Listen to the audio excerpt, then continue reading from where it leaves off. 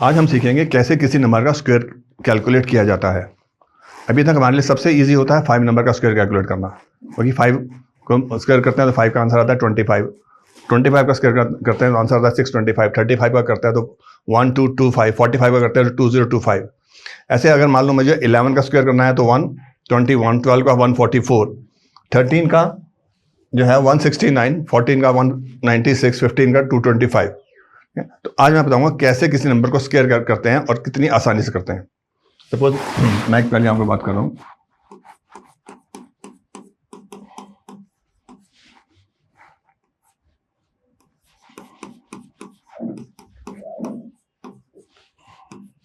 Thirteen का square 169, 14 का square 196, 15 का स्क्वायर 225। हमारे लिए बहुत आसान होता है 5 का स्क्वायर कैलकुलेट करना। मान लो मैंने 5 का स्क्वायर कैलकुलेट किया, 5 इंटू 5 25, 15 इंटू 15 225, 25 इंटू 25 625, 35 इंटू 35 1225। अब हमने क्या किया है, हमने 5 को, हमने 35 है, 35 इंटू 35 करना है, तो क्या करेंगे 5 और 5 का 25 लिख दो। उसके बाद 3 को उसके नेक्स्ट नंबर से मल्टीप्लाई कर दो, तो 3 4 जा 12, तो 35 का स्क्वायर हो गया 1225। इतना ही काम करना होता है। मान लो 65 का स्क्वायर करना है, तो 5 का 25 लिख दिया हमने, और 6 का नेक्स्ट नंबर 7, 6 7 जा 42, 4225। 155 का स्क्वायर करना है, तो क्या 5 का 25 और 15 का 16 से मल्टीप्लाई करेंगे, आंसर आएगा 240।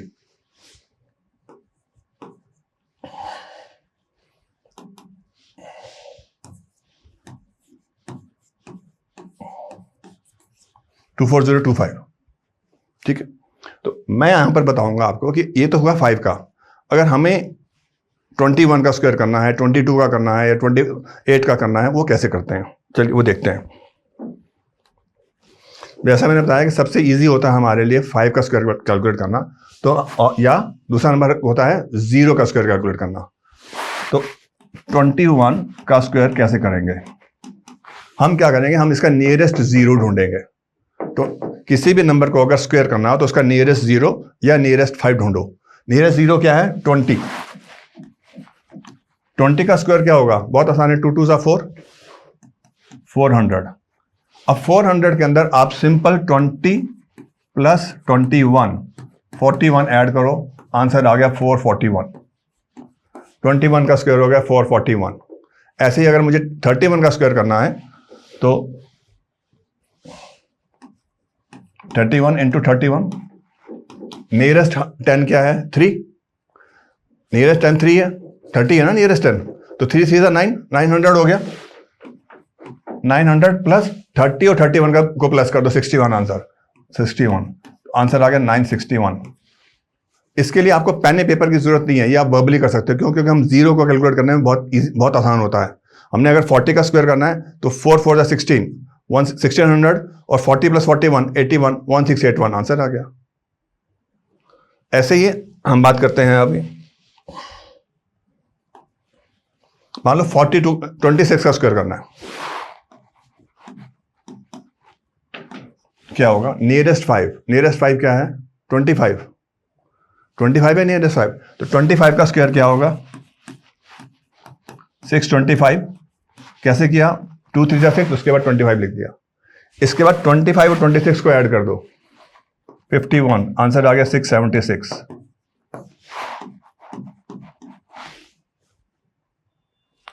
36 का स्क्वायर करना है, 35 का स्क्वायर 3 4 जा 12, 1225 और 71 ऐड कर दो, 1296। 71 कैसे आया, 35 प्लस 36 71। हमारे लिए ये भी बहुत आसान है, क्योंकि 35 का डबल 70 होता है, उसके बाद हमने 1 ऐड करना है। अब ऐसे ही मान लो मैं लेता हूं 28। 28 का स्क्वायर, 28 से थोड़ा सा आसान नंबर ले लेते हैं।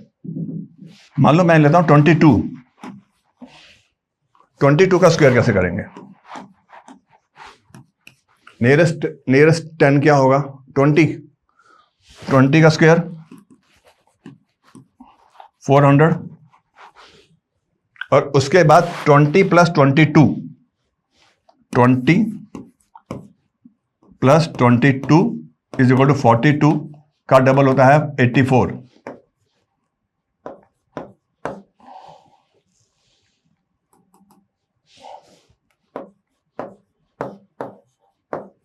तो आंसर आ गया 484। 32 का स्क्वायर करना है।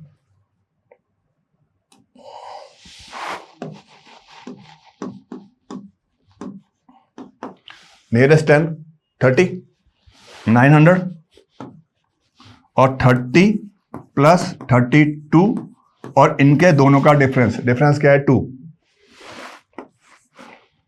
आंसर क्या आ गया? 1 2 4, 1024।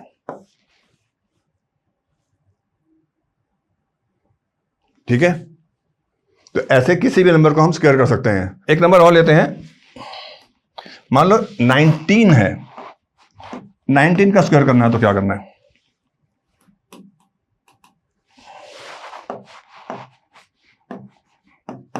नियरेस्ट 10 19 का 20, नियरेस्ट 10 20, 20 का स्क्वायर 400 माइनस 20 माइनस क्या करेंगे? 20 प्लस 13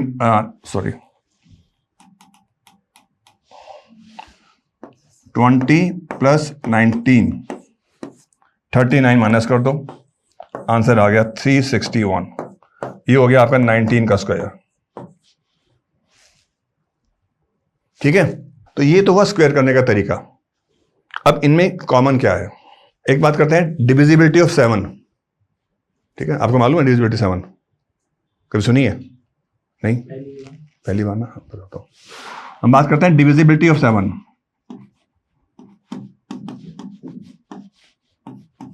मान लो एक नंबर लेते हैं 21।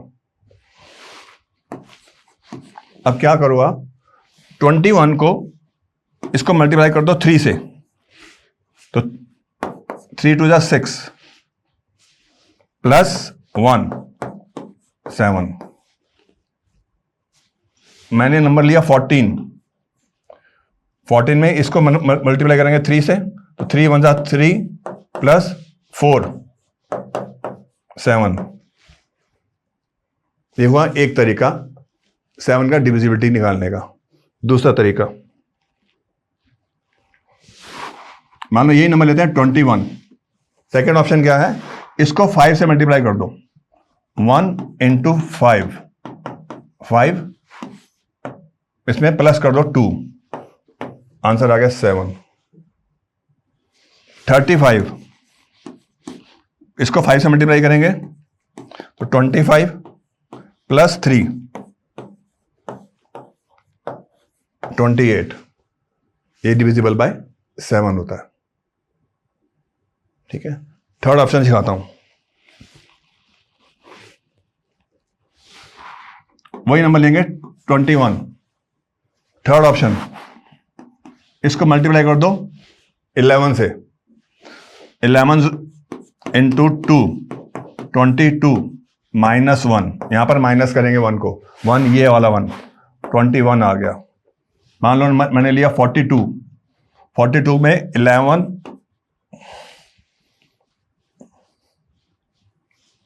11 इंटू 4 44 माइनस 2 42, ये अगेन उसका नंबर आ गया। एक लेते हैं 35,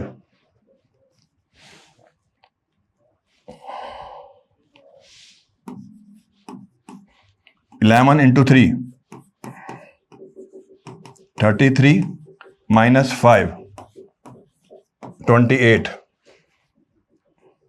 तो ये 3 मेथड है 7 की डिविजिबिलिटी चेक करने के। अब बात करते हैं हम लोग, जो भी हमारे नंबर्स हैं, स्क्वायर्स हैं, इनके बीच में पैटर्न क्या है। मेरा मानना कि सभी नंबर्स के पीछे पैटर्न होता है। आप वो सीखते हैं पैटर्न क्या है, और वो पैटर्न कैसे काम करेगा आपका अंडर रूट निकालने में या आपकी गलती चेक करने में। देखिए मैं एक नंबर ले रहा हूं 1, देखो यहां पर आ रहा हूं मैं 1 into 1 1 2 4 3 का स्क्वायर 9 4 का स्क्वायर 16 5 का square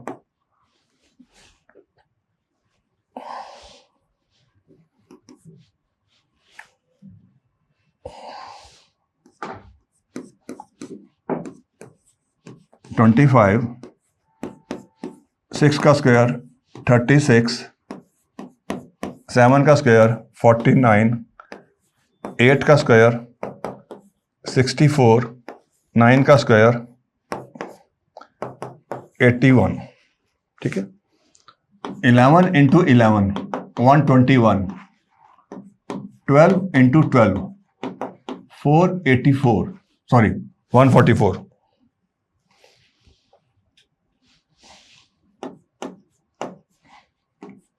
13 into 13 169 14 into 14 196 15 into 15 225 16 into 16 256 17 into 17 16 289 18 into 18 is 324 19 into 19 is 361। अब देखो ये दो हैं जो कि बहुत इजी हैं हमने वो करने के लिए, बच्चों को समझाने के लिए।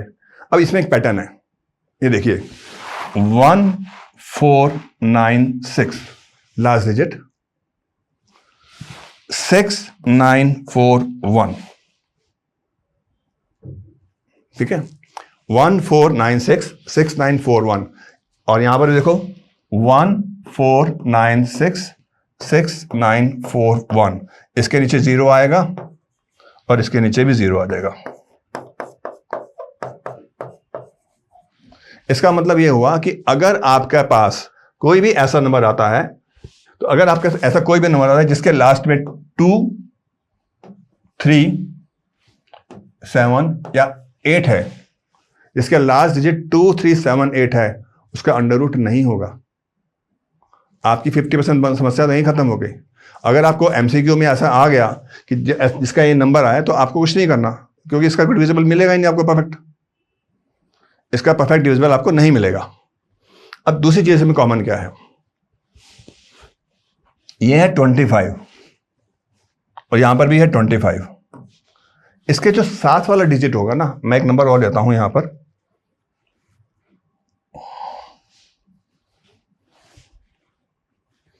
35 1 2 2 5। तो 25 के जो साथ वाला डिजिट होगा 12, वो होगा मल्टीपल ऑफ 2 कॉन्सेक्टिव नंबर्स, अर्थात 2 3 जा 5 6 जा। अर्थात अगर लास्ट में 25 नहीं आ रहा है, उसके बाद के जो भी नंबर आ रहा है वो उसका मल्टीपल नहीं है, तब भी उसका स्क्वायर रूट नहीं होगा। ठीक है,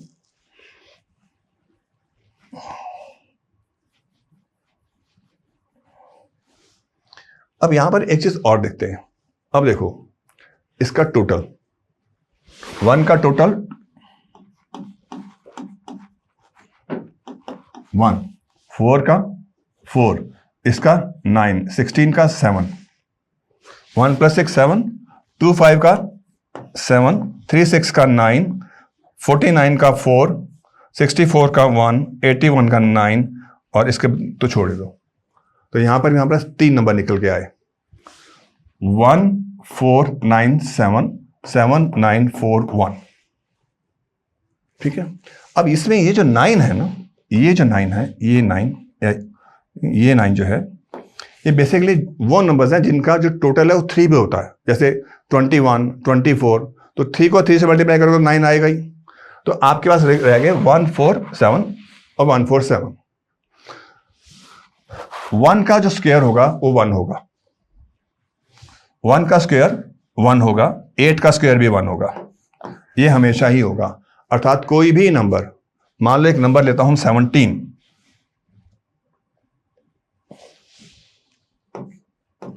इसका टोटल 8 है, ठीक है, इसका वो क्या होगा 289, इसका स्क्वायर होगा 289, इसका टोटल क्या आया 1। कोई भी नंबर जिसका सम 8 है उसका जो स्क्वायर होगा वो 1 होगा। ये हो गया। ऐसे ही कोई भी नंबर जिसका टोटल 5 है, जिसका टोटल 5 है उसका स्क्वायर कितना होगा 7। मान लो 23 का स्क्वायर कितना होगा 529, आंसर क्या आया 7। 5 + 2 + 9 7। तो हमारे पास जो निकल के आया, ये चीजें हमारे पास निकल के आई। अब हमें किसी भी नंबर का स्क्वायर रूट करने के लिए हमें क्या चेक करना है, पहले हमने चेक करना है कि उसके लास्ट में 1496 होना चाहिए, 1496 या 6941। दूसरी चीज क्या होनी चाहिए कि उसका जो टोटल है वो 1497 या 7941 होना चाहिए, ठीक है। अब कैसे करेंगे अंडर रूट, तो अब हम बात करते हैं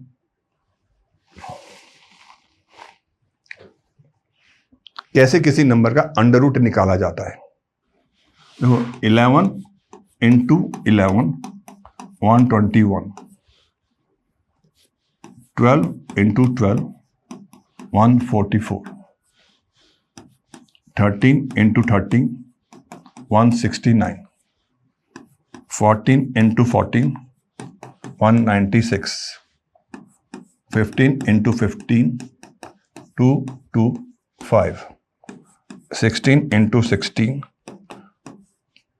256, 17 × 17 289, 18 × 18 324, 19 × 19 361, ठीक है, और 20 × 20 400। मान लो मैं एक नंबर ले रहा हूं 32, ठीक है। अब 32 का स्क्वायर क्या है 1024, ठीक है। 32 का स्क्वायर कैसे करेंगे, जैसे मैंने बताया आपको, नियरेस्ट 10 30 का 900 और 30 + 32 62 × 2 124, तो 124 ऐड करो तो ये आंसर आ गया 1024। अब अगर मुझे इसका स्क्वायर रूट निकालना है,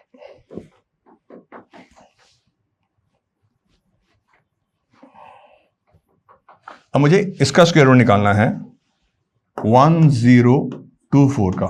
अब मैं क्या करूंगा, देखो 1024 किससे बड़ा है 900 से। 30 का स्क्वायर 900 होता है, यह हमें मालूम है क्योंकि हमें 3 का टेबल आता है। 40 का स्क्वायर 1600 होता है, यह भी हमें मालूम है। तो ये नंबर इसके बीच में आएगा, ठीक है। अब बीच में नंबर क्या है 35।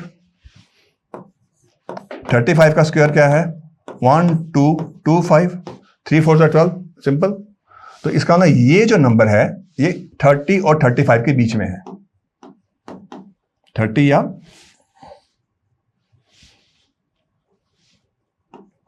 35 के बीच में है। लास्ट में क्या आया 4, ऑप्शन क्या रह गया आपका 32, इसके अलावा का तो ऑप्शन ही नहीं है। दूसरी बात है इसका प्लस करेंगे तो क्या आएगा 32 में प्लस क्या है 3 और 2 5, 5 का प्लस करने को क्या आता है 7। अगर आप 5 का स्क्वायर करते हो तो आंसर आता है 7। देखो 4 2 1 7 है। तो आप आराम से अगर एमसीक्यूज के अंदर ये लिख सकते हो कि इसका जो अंडर रूट होगा, under root of 1024 is equal to 32, ठीक है। एक नंबर और ले सकते हैं हम, एक नंबर और लेते हैं, मान लो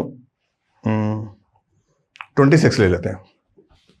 और 26 का स्क्वायर होता है 676, लास्ट में 6 आ गया, 6 + 6 12 + 7 19 = 1, ये भी आ गया।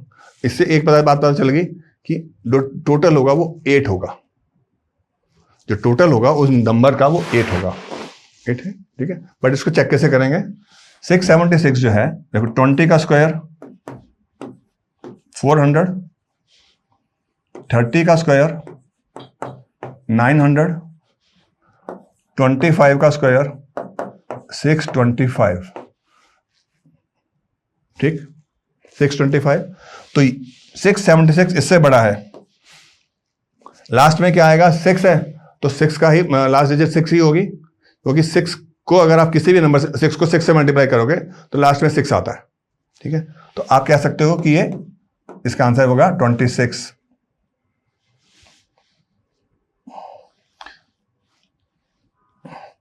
सिक्स 76 का जो अंडर रूट होगा वो होगा 26, ठीक है। तो किसी भी नंबर को कैलकुलेट करने के लिए ये बहुत ही आसान तरीका है कि आप इसको अगर एमसीक्यूज के अंदर या आप सीधा सीधा इसको आप चेक कर सकते हो। देखो इसमें एक बात और भी है, इसी में बता देता हूँ। अब इसमें हम यहाँ पर एक चीज़ और है, इसको मैं इरेज करता हूँ।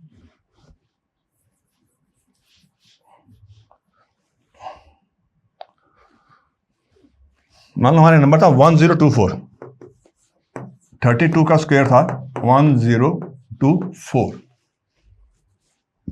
लास्ट में 2 है, यहां पर 2 का 4 आएगा। ये क्या है? 3 + 2 5, 5 का टोटल क्या होता है? 7। अगर 5 का स्क्वायर करते हैं तो टोटल क्या आता है? 7। ये 7 है।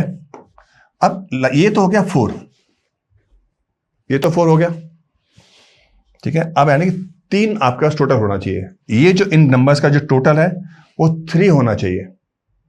अब आपके पास ऑप्शन क्या है? आपके पास ऑप्शन ही नहीं है।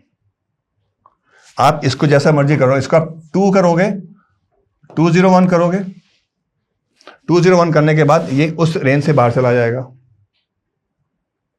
ये उस रेंज से बाहर चला जाएगा, वो पॉसिबिलिटी है नहीं। दूसरी बात यह है कि तो आपके पास ऑप्शन ही नहीं रहती 102 के अलावा, क्योंकि आपको टोटल 7 चाहिए ही चाहिए।